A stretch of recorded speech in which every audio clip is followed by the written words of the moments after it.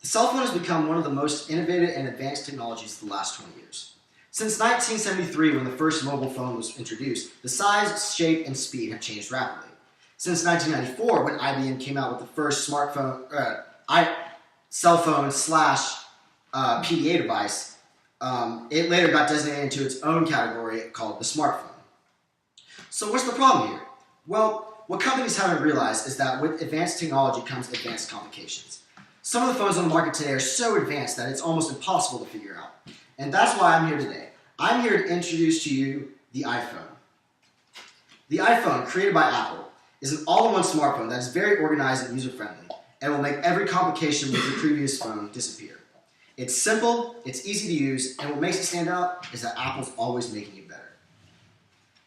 To begin, the iPhone is the easiest smartphone to use on the market. It has heat-seeking multi-touch interface, allowing your finger to be the only stylus you'll ever need, along with ignoring unnecessary touches. Along with the apps already built into the App Store, or into the iPhone already, the App Store allows you to download endless apps straight to your phone and allow them to be organized in an easy, fashionable way. Unlike other smartphones, such as BlackBerry, Motorola, and Nokia, the iPhone only has 5 buttons and is primarily touchscreen based.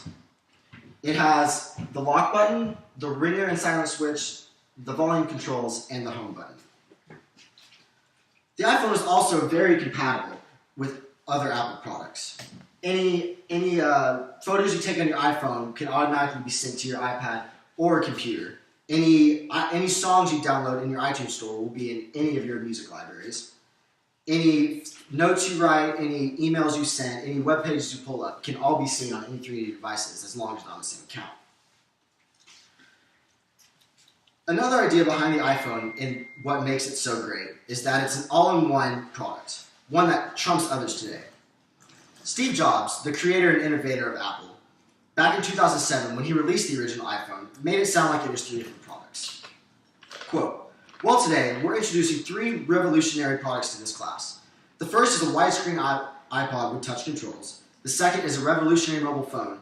And the third is a breakthrough communications device. So, 3 things. An iPod, a phone, and an internet communicator. An iPod, a phone. Do you get it? It's not 3 separate devices. It's one device, and we're calling it iPhone. The iPhone does certainly contain the power of a fully functioning iPod, a fully functioning phone, and internet communications via social media, web browsing, or text messaging. The iPhone also contains multitasking. What multitasking allows you to do is to be listening to your favorite song, emailing your professor about any grades you have, any grade discrepancies you have, as well as texting your best friend. Todd Hickson, a writer for Forbes magazine, put it best in saying, "The smartphone experience is very much a matter of details." And diving into today's iPhone made me realize how great of a job Apple has done and how truly amazing this franchise is. And what happens if you think of a great idea 6 months from now? Steve Jobs said in this same 2007 keynote. You can't run around and add a button to all these things. They're already shipped. So what do? It doesn't work because the buttons and controls can't change. They can't change for each application, and they can't change down the road if you think of a great idea for a product.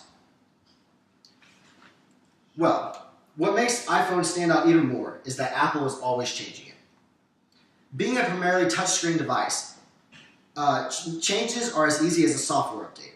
Since the first generation, each model after has been more advanced than the first. For example, the screen has grown 2 inches since the original. The power of the speed chip has increased 8 times the original. The camera power has increased as well as the number. There are now 2 cameras. As well as there are other innovations to the software such as Siri, the voice recognition personal assistant to iPhone. Now, I won't deny that there are some objections as to why people don't prefer investing in Apple. According to the Wall Street Journal and a recent article comparing the latest smartphones, the iPhone was the most expensive, not by much, by just a little. I've also heard the term thrown around lately that once you go back, you can't go back. And it's true. The problem with Apple's products is that they're only compatible with each other and not as much with other technologies in general. However, Apple has clearly addressed and attempted to fix these problems. They did come to an agreement with Microsoft Office, the leading office software on the market, to where they can now have Microsoft Office on any Apple product, being that most of your files today on your computers are probably in a Microsoft Office application. According to a leading gadget review website called Engadget, iPhone sold 270,000 in the first 30 hours it was available, and there's clearly reasons for that. Apple's system is so organized and user-friendly that once you figure out the gist of it, you won't go back, I promise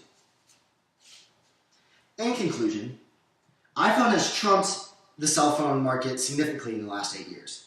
Its user-friendly, organized, touchscreen multitasking interface is far more advanced than any product on the market. Though it might be a little pricey, it may not be fully compatible with anything else you might have. The investment in Apple products and the investment in the iPhone is definitely worth every penny. Why do I choose iPhone? Because along with everything I just mentioned, I love the thrill of not knowing what's next, but I love knowing that it'll always be good. Thank you.